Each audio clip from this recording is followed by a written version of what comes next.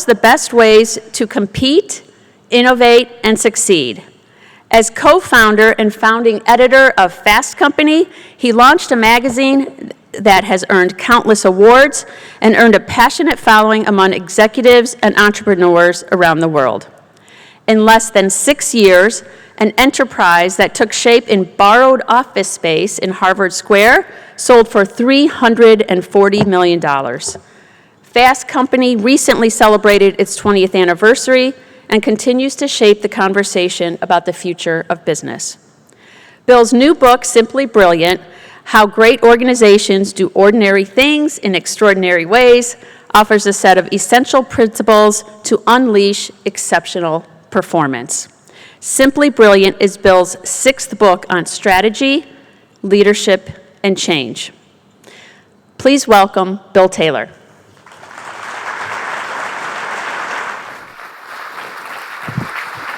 Thanks, Nancy. Appreciate it. Thanks.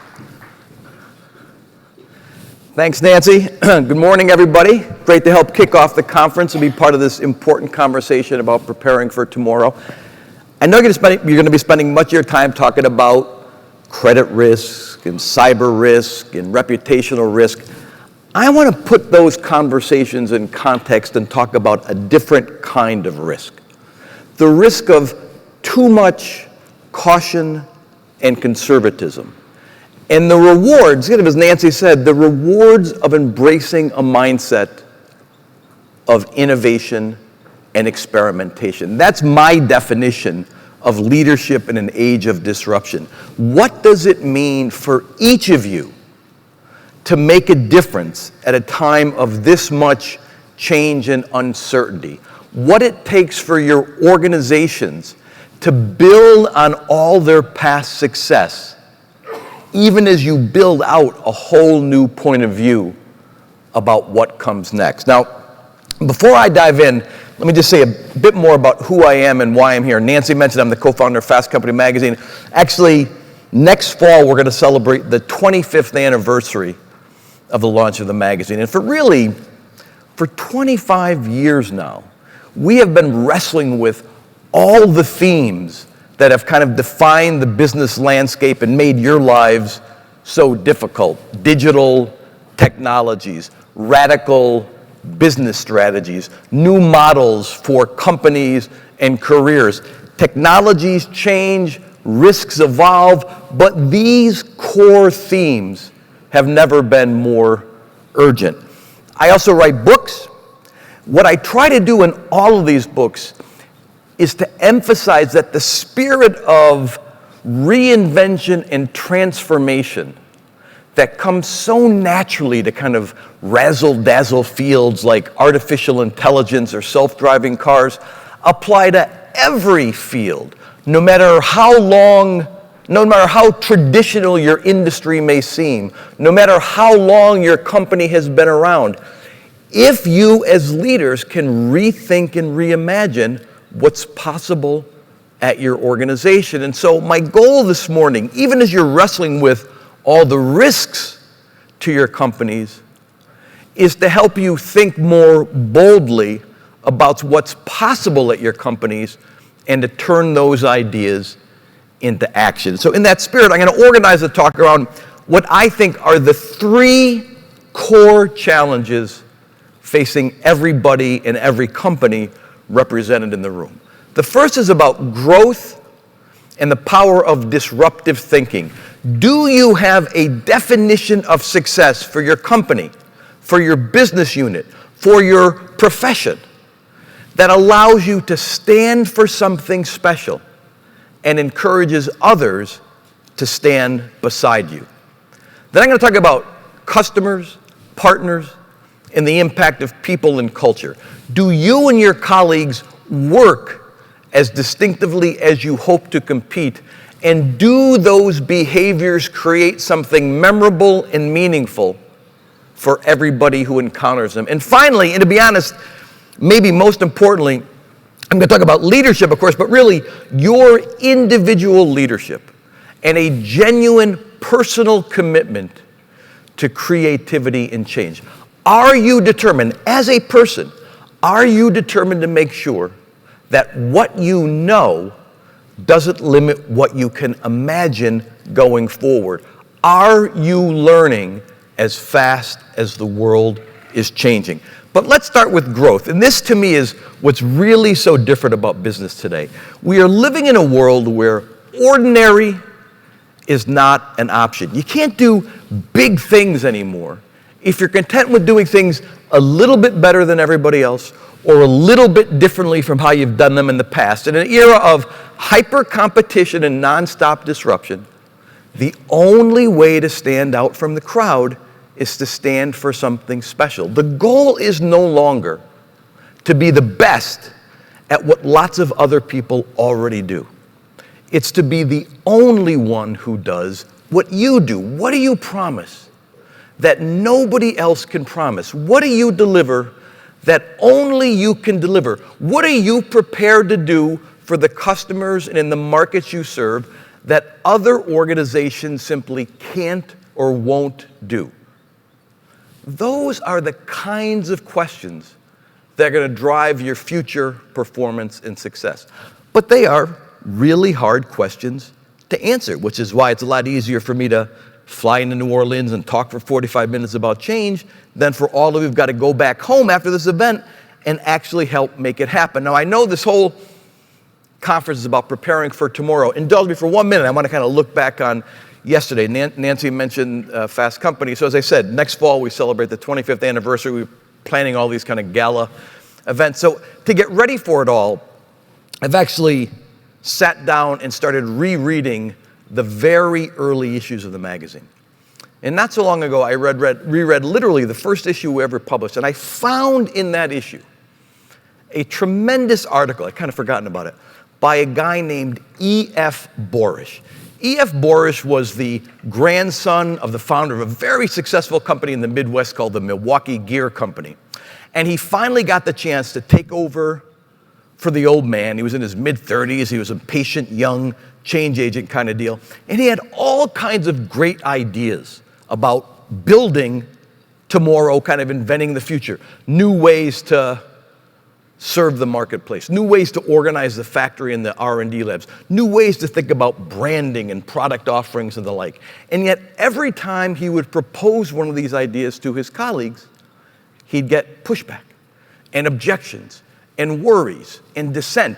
And it kind of started to drive him, now we're all kind of impatient, but it kind of started to drive him crazy. And so maybe as a bit of therapy rather than going to see an executive coach or something, he sat down and wrote an article that we published called 50 Reasons Why We Can't Change.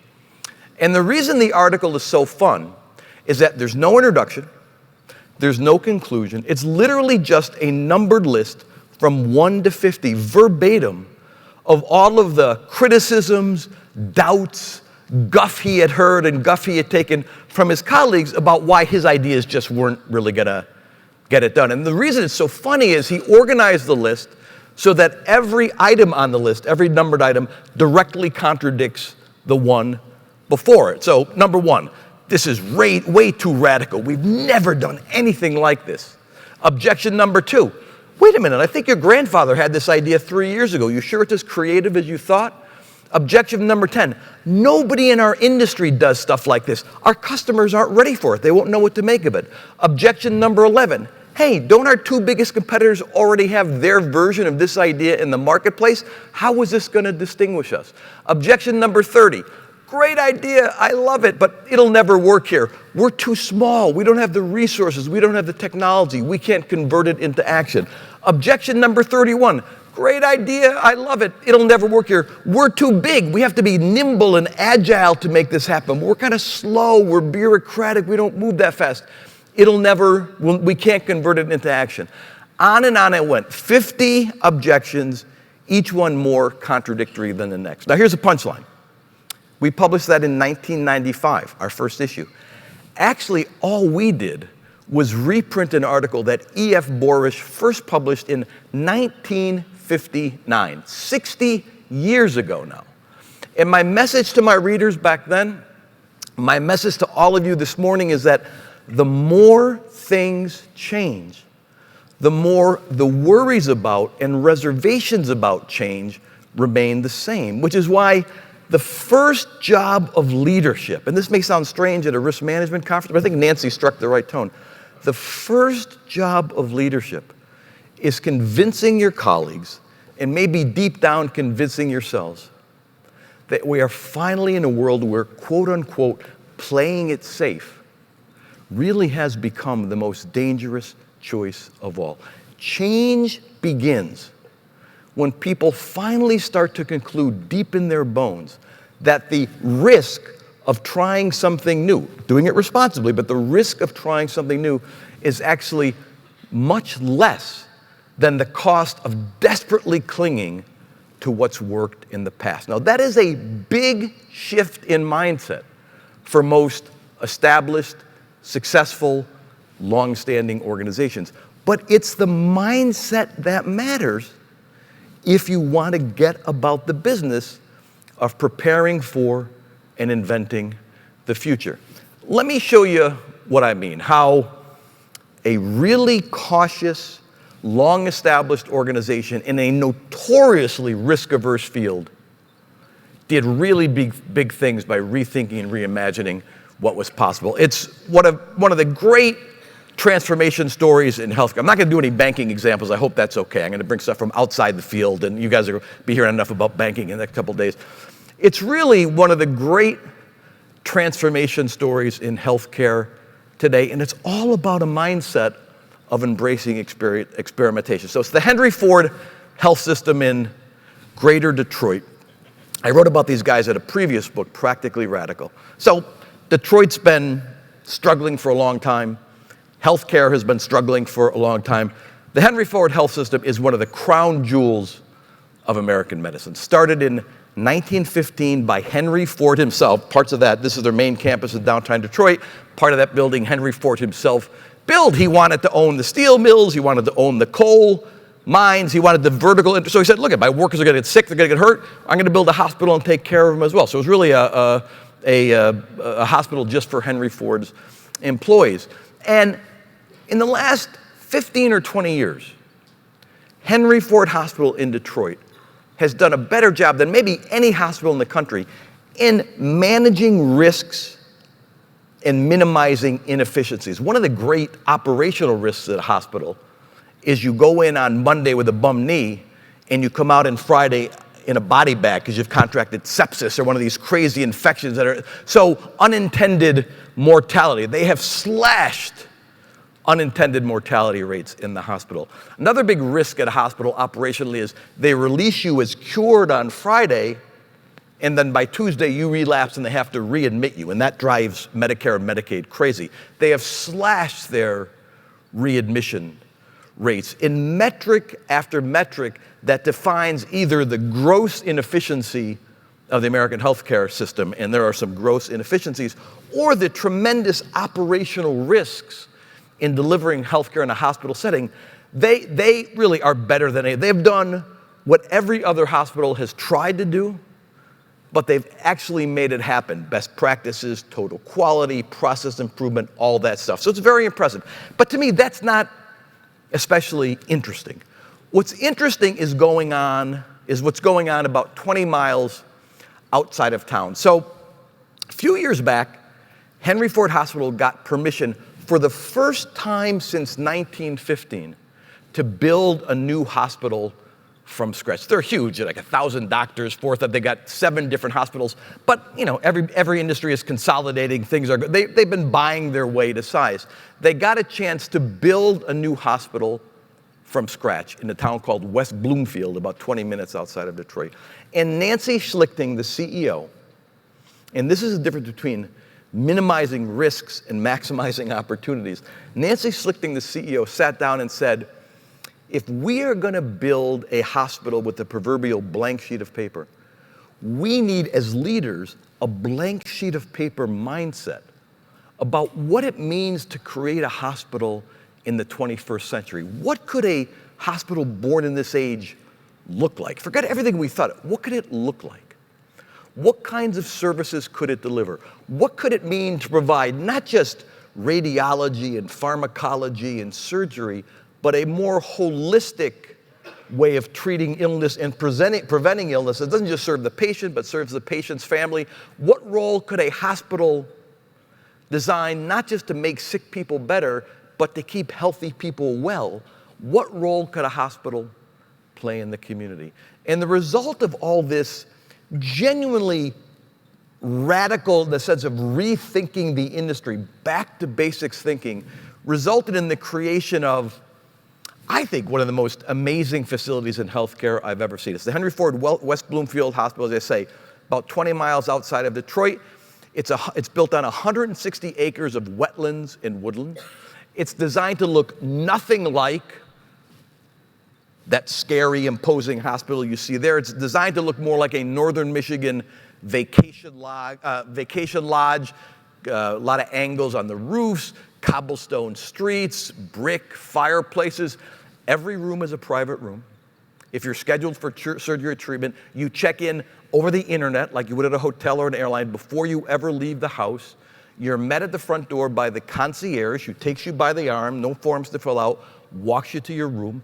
Every room also has a bed for a member of your family. Every study shows that you heal faster, you heal better if you've got the comfort of a family member with you. This is the atrium. It's meant to look like a little vacation village, and there are shops that sell sleep aids. There are shops that sell health food supplements. There is literally a tea sommelier who goes room to room trying to persuade you of the health benefits of a number of kind of herbal-based teas. Thing, once you leave here, get rid of the coffee, start drinking these teas. They actually have high tea at 4 o'clock every afternoon to try to teach people about the virtues of these teas. The food is to die for, pun intended. They work with this celebrity chef in Michigan. They've got 3,000 different recipes, kosher, halal, vegan, organic. There's not a deep fryer anywhere on the campus. They grow their own herbs and a lot of their own produce. They have a farmer in residence who not only sources all the stuff, but teaches patients and their families how to grow tomatoes when you go home, how to pick your produce more intelligently. I've been there like 3 times now. It feels more like a boutique hotel than it does a hospital, and there's a reason for that. When they sat down to design this thing, before they made the first sketch, Nancy Schlichting said, you know what, if we say that the CEO of this hospital should be yet another hospital executive, we're going to totally miss the boat. So she went out and recruited a senior executive from Ritz-Carlton. And she said to this hotelier, we know everything there is to know about surgery and radiology. We don't know anything about hospitality, making people feel comfortable and welcome when they come into our facility. We don't know anything about service and the personal touch and creating an experience that doesn't just technically make you better, but put you at ease. And so we're going to give you an advisory board of doctors. We're going to give you an advisory board of nurses, but we want your entirely different perspective to inform this hospital. And I got to tell you, this was a big, big risk. She was excoriated in the community. Doctors thought this was the most ridiculous thing they had ever heard. You're going to have a hospital built on hospitality? That's preposterous. There was literally a column in the Detroit News arguing that hospital food should taste bad because if it's too good, people are going to want to stay another extra day to enjoy the meals. It was just, I mean, people, like everybody's ideas about healthcare are so wacky. And so she was really had the harsh glare on the spotlight throughout the process as she took this radical breakthrough. Now, of course, this is a home run success, 98% occupancy rate. If you're a middle-aged guy like me and you feel those pains in your chest, you're like, oh God, this is a heart attack. I hope they're going to take me to Henry Ford, West Bloomfield. Doctors want to work there, nurses want to work there. They've actually had to create a team that they've become like a destination for business tourism. Every hospital in the world wants to go to West Bloomfield and see what the heck is this thing? How did you make it happen? What's going on? And so one of the parts about being an innovator is nobody applauds you until your breakthrough innovations actually succeed. It's sort of like E.F. Boris. They give you nothing but guff along the way. But once this had broken through and everybody agreed it was a masterful thing, I went back out there and I talked to her. I'm not going to read this whole quote to you, but to me, this is I said to her at some point, just forget about everything.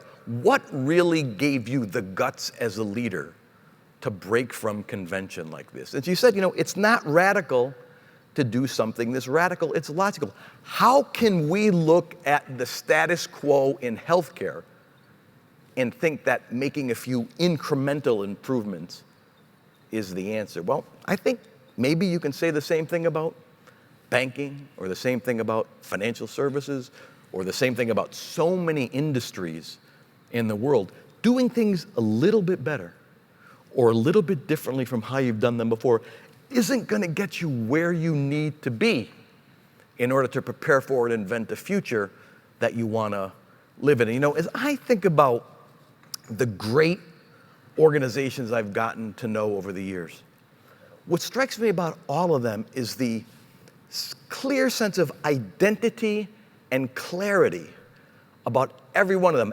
Every time you encounter them, as a customer, as an employee, as a partner, every time you encounter them, no matter how you encounter them, in person, via an app, through email or phone call, you understand, you kind of sense the point of view that makes them tick.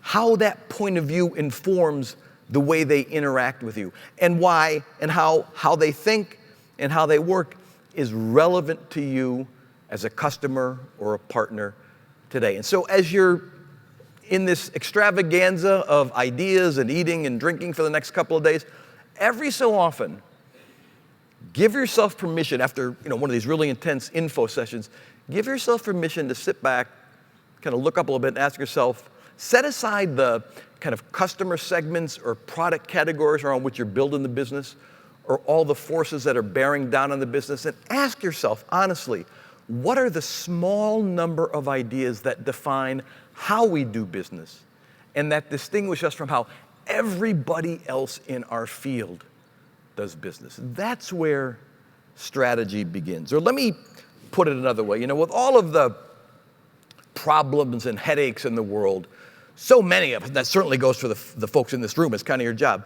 so many of us spend so much of our time wrestling with that age-old business cliche. What keeps you up at night? What are the problems or worries that nag at you?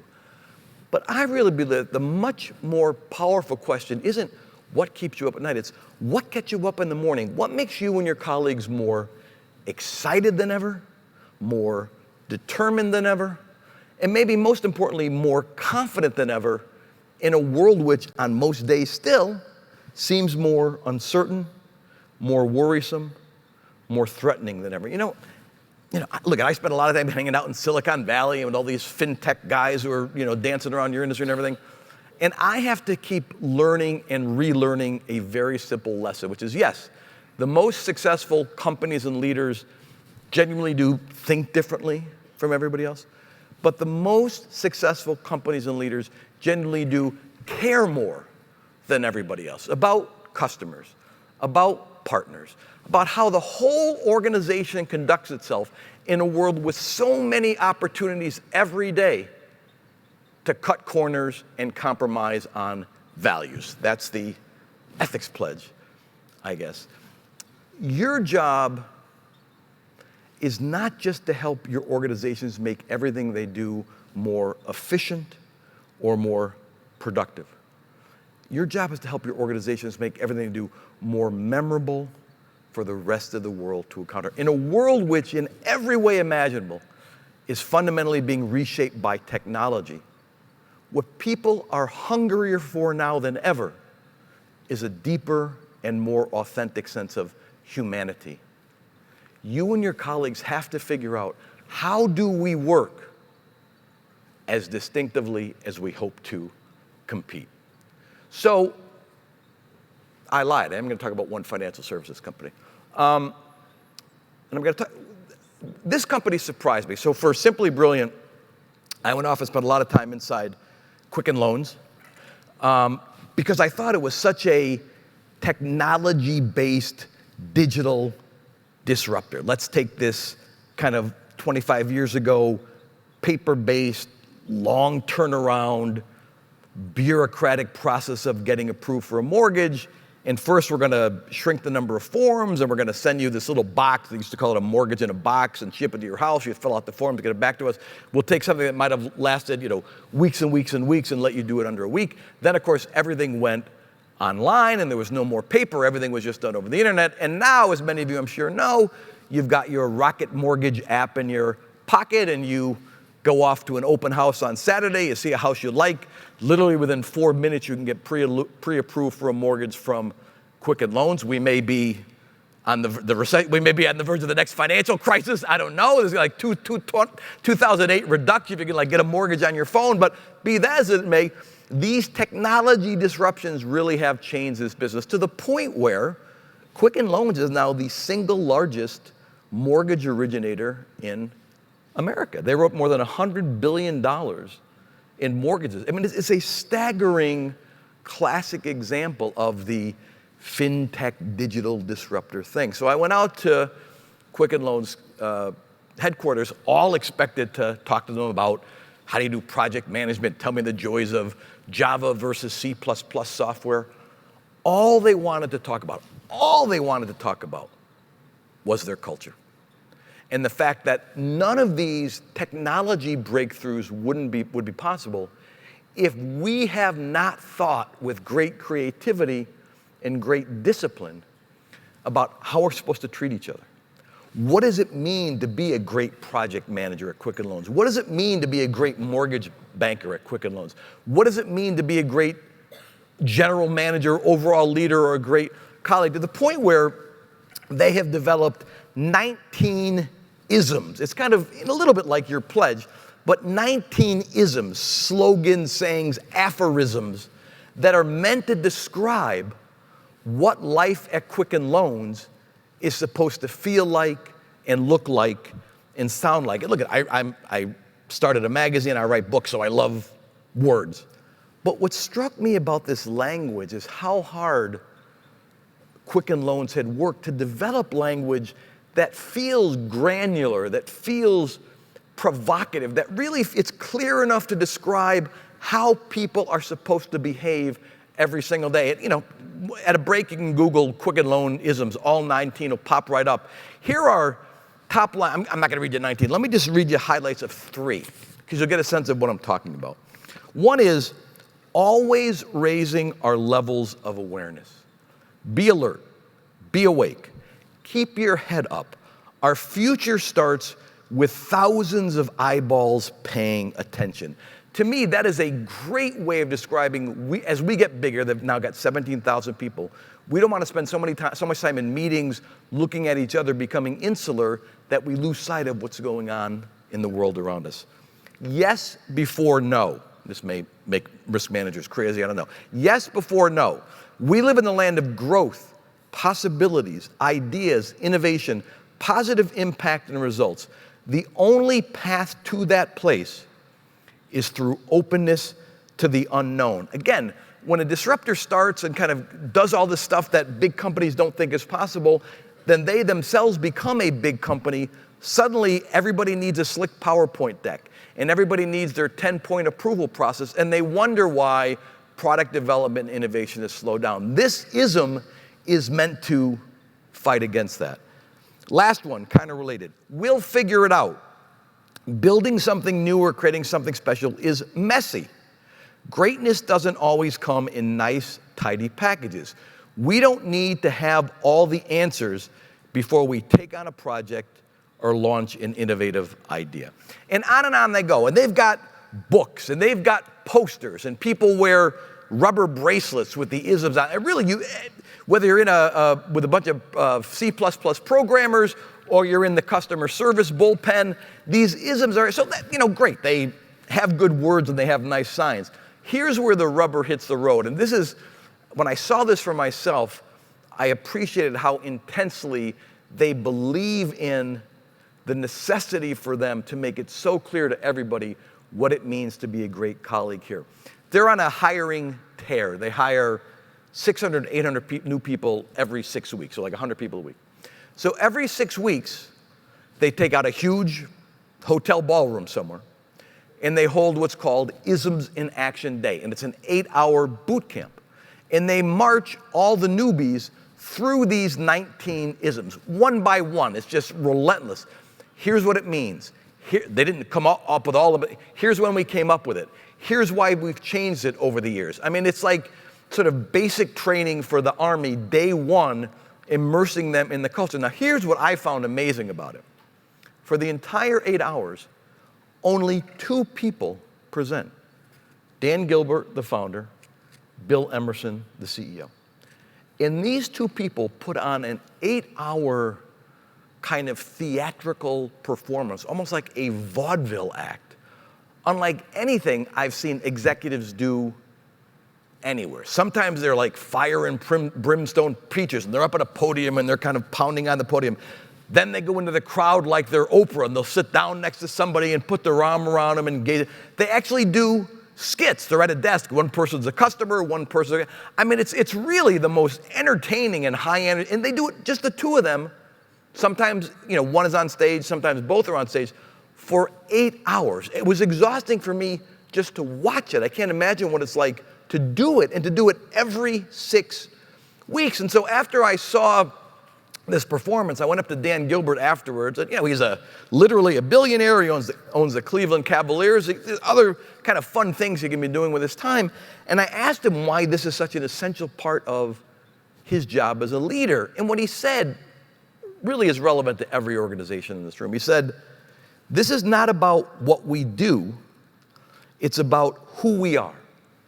And when you know who you are, then all of the decisions you have to make become a lot easier. And when decisions are easier to make, things get better faster. Nothing clarifies like clarity.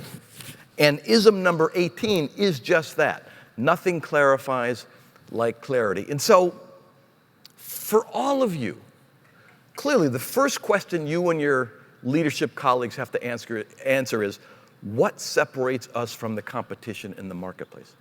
But then the immediate next question you have to answer is, what holds us together as colleagues in the workplace? What does it mean to be a great retail banker around here? What does it mean to be a great commercial banker about here? What does it mean to be a great leader around here, a great colleague around here? What are your isms? What are the promises you are making to one another about how you're going to swap information, solve problems? If you see something in the marketplace, an opportunity, a problem, you immediately say something, whether it's your job, whether or not you've got quote unquote responsibility for that. To me, in organizations that are trying to move fast and respond to all the changes in the world around you, one way to minimize risk is to maximize clarity. These are the small number of business strategies and insights that really matter around here. Everything else is eyewash. These are the small number of behaviors that define what it means to be a great person around here. Everything else is kind of getting in the way. The job of leadership is to help your people see things that other people haven't yet seen, whether that's opportunities in the market or ways to behave in the workplace, and get to the future first. Let's face it, most companies in most industries have a kind of tunnel vision. Everybody is chasing after the same opportunities everybody else is chasing after. Everybody is missing opportunities that are hidden in plain sight. If only you could look at the world a little bit differently. I think about it as the paradox of expertise. Oftentimes, the longer you've been in an industry, the longer you've been with a company, the more accomplished you've become, the harder it is to look at the world with an open mind and open eyes and think about, wow, isn't that an interesting opportunity? I've never seen anything like that before, because the technology wasn't in place, or customer expectations were in place 5 years ago when you were kind of making your bones, or new ways to solve old problems you've been wrestling with for years, but the solutions weren't around because, again, we didn't have the digital tools or whatever the case may be to solve those problems. Really, oftentimes, this is a problem for the most successful people, which is without ever intending it, we allow what we know to limit what we can imagine going forward. Which is why, as I think about preparing for the future, which is the language of this conference, inventing the future, which is kind of how I think about it, that works when leaders say to themselves, I've got to keep learning as fast as the world is changing. Now, okay, fine. What does it take to keep learning as fast as the world is changing? I don't have the Bill Taylor 5-point program, but I will tell you it starts with an attitude, a mindset, an outlook on life. And I'm not one of the, I don't love like having slides and reading quotes to people, but two of my intellectual heroes, people I've just read all their books, read all their articles, have wrestled with this question quite explicitly. That is to say, forget strategy and organization, just for us as people looking in the mirror, what's it take for us to keep evolving, changing, morphing, challenging ourselves? First one is a guy named Jerome Bruner. He just passed away, sadly, at the age of 100, lived to be 100 years old, professor for 40 years at NYU, great scholar of learning and creativity. And I love his definition of leadership. The essence of leadership is figuring out how to use what you already know in order to go beyond what you currently think. To me, that's just a much more eloquent way of saying don't let what you know limit what you can imagine. But I got to tell you, I don't think doing the work you're doing and doing the work your colleague leaders are doing, it's not like we don't have enough information at our fingertips. What we're starved for is imagination, the capacity of someone like Nancy Schlichting to just allow herself to, in a way, set aside all of the conventional wisdom and expertise and knowledge that she came up through the ranks with. Not because there's anything wrong with it, it's obviously super powerful, but just for a moment, set it aside and look at the world of healthcare as if she had never seen it before. And with that fresh set of eyes, develop a fresh set of insights about the future. My other great hero is a guy named John Gardner, professor for many, many decades at Stanford University, probably along with Peter Drucker, one of the two most influential management thinkers of the last half century. He was also a great public citizen. He started Common Cause, the political reform organization. He literally, for Lyndon Johnson, was head of Health and Human Services that invented Medicare and Medicaid. I mean, he's left an indelible mark on American society. And the folks at McKinsey, way back when, asked him to come and talk to them, saying, look, we're senior partners at, in theory, the smartest management consulting firm in the world. Tell us what you think we need to know about challenging ourselves and continuing to learn. And he said two things. I've only put one on the slide, but I think you got over a little early, so I was trying to trim it down. I'll tell you the second quote too. But he said two things at that speech. And by the way, I have no idea if you're going to remember anything I say. If you remember one thing from this talk, just jot down John Gardner, McKinsey, personal renewal. You put those words into Google, and up will come a text of the speech I'm going to quote from. Take you about 20 minutes to read it on the plane home or whatever. It is the most eloquent thing I've ever seen for all of us. I read it every year on New Year's Day about what it takes to push ourselves to keep learning as fast as the world is changing. But here's one of his quotes. He says, everyone wants to be interesting, but the more important thing is to be interested. Keep a sense of curiosity. Discover new things. Risk failure. I love it.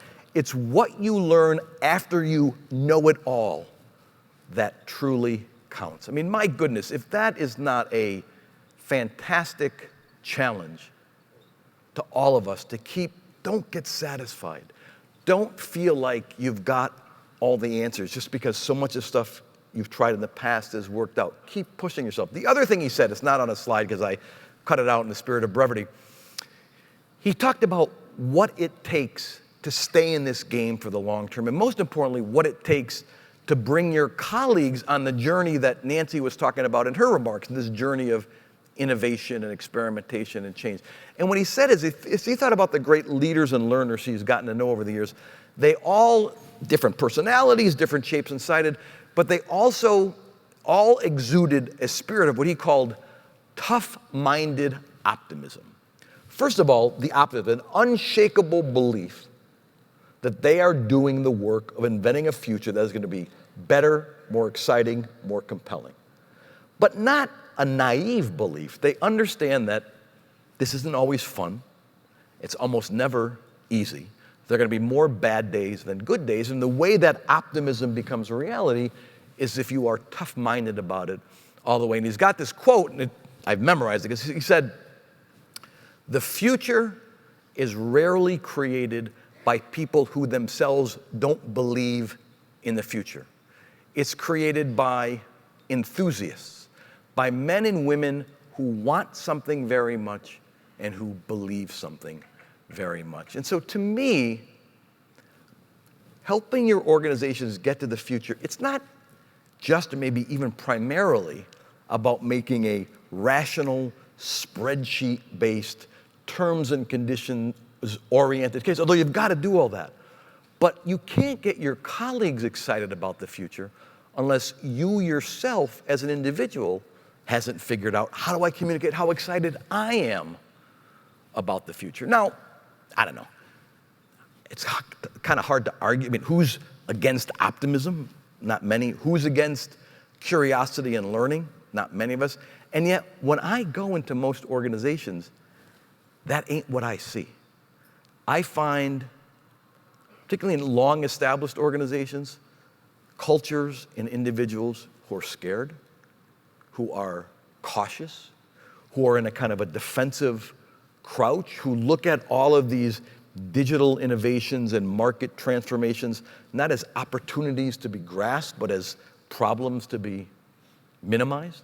And I ask myself, why aren't more of us in more of our established organizations more excited about the future? And I think, again, kind of still wrestling with it, but I think it comes down to a couple things. Number one, we're not as excited as we should be about the future because we understand that we're all so damn busy.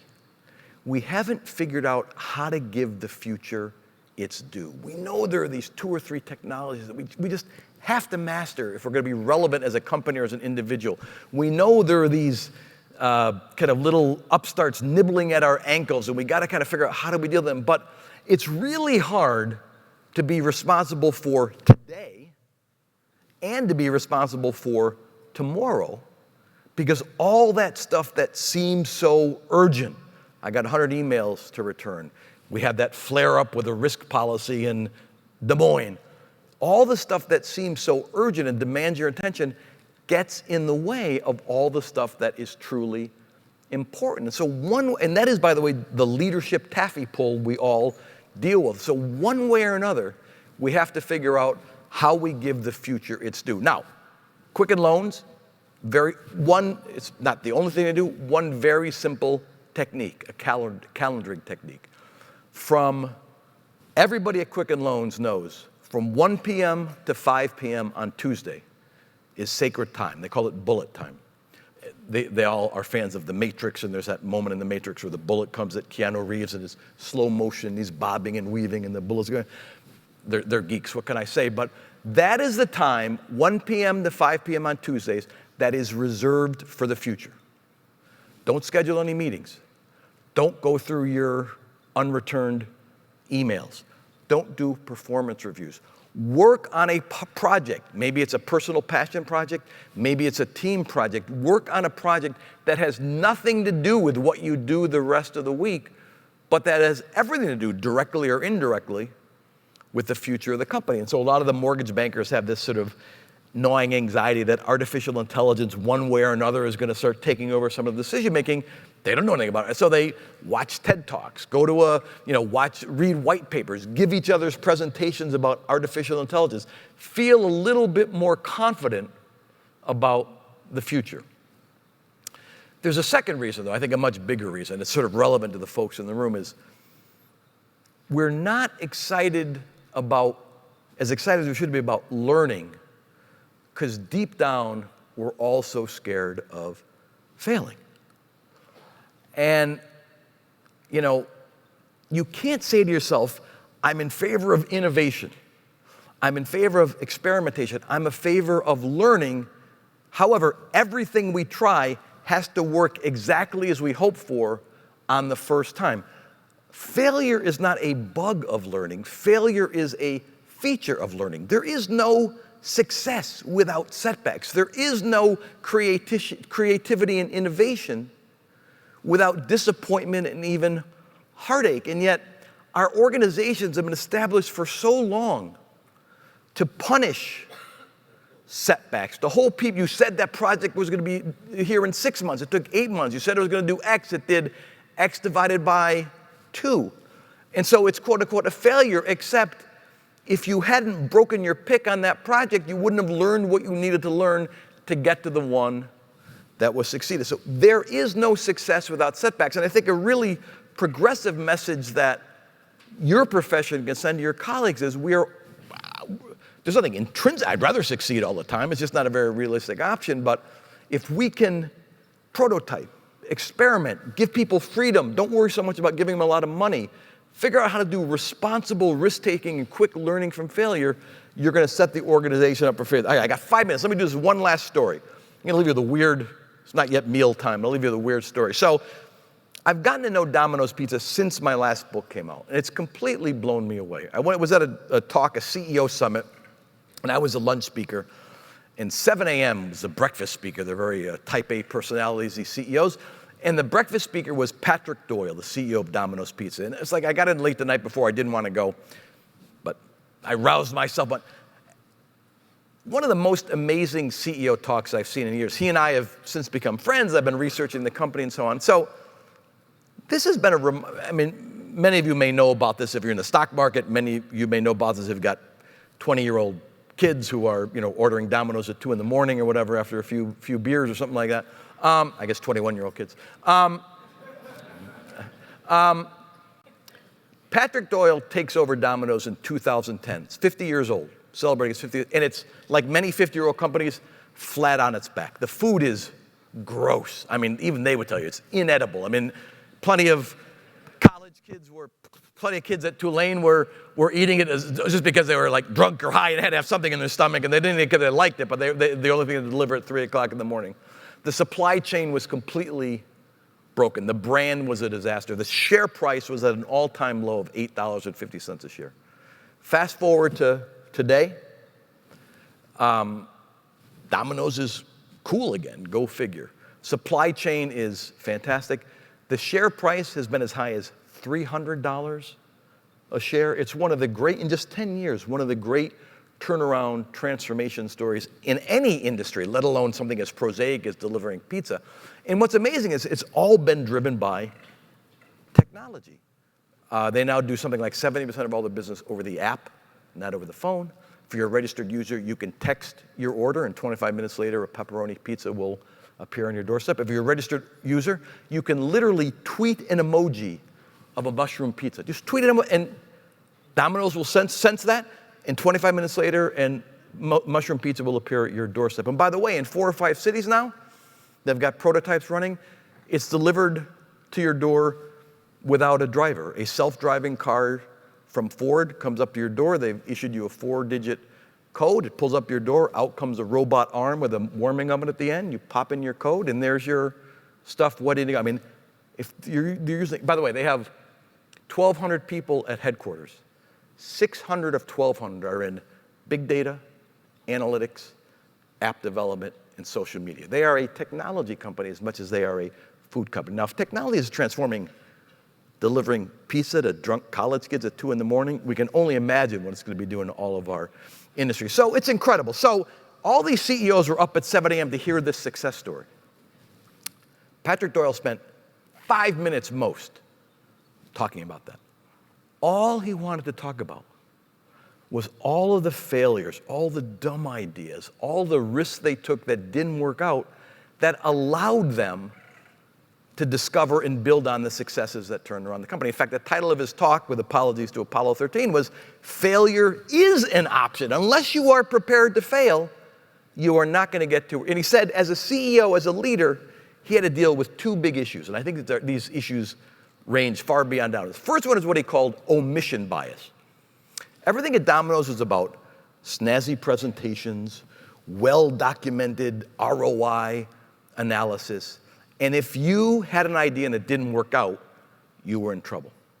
So what that meant was people had all kinds of great ideas, and they never raised their hand, because you can't get fired for an idea you never suggested.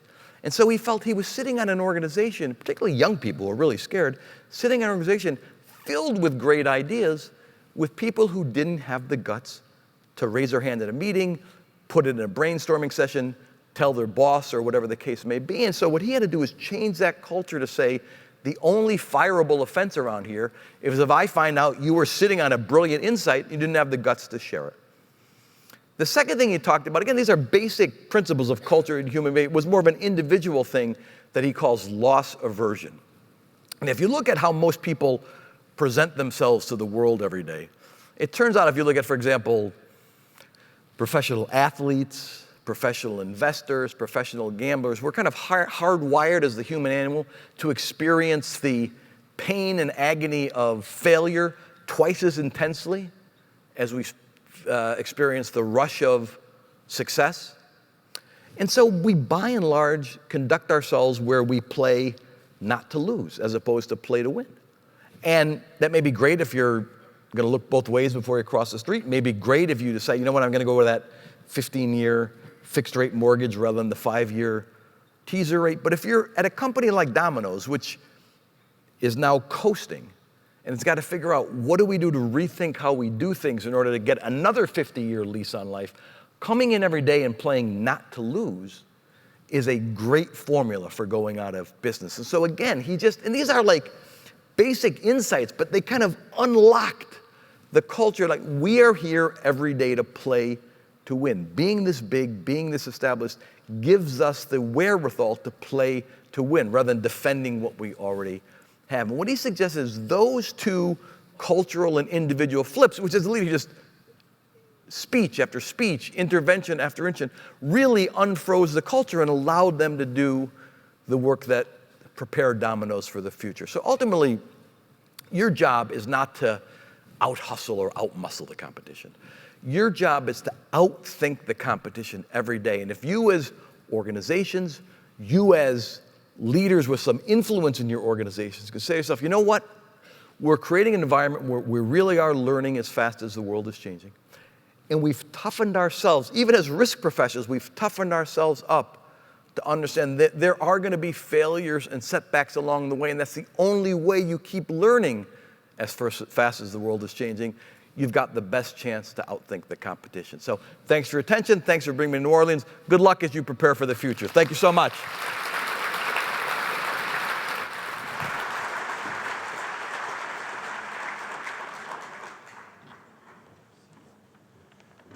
Thank you very much, Bill. Wonderful, wonderful words. So now we have a planned coffee break for everybody next door. The first set of breakouts start at 10:30 upstairs on the second floor. And make sure if you're going to one of our innovation luncheons that you sign up so we can get you in the rooms. But have a great morning, and we'll see you up in the breakout rooms and in the exhibit hall.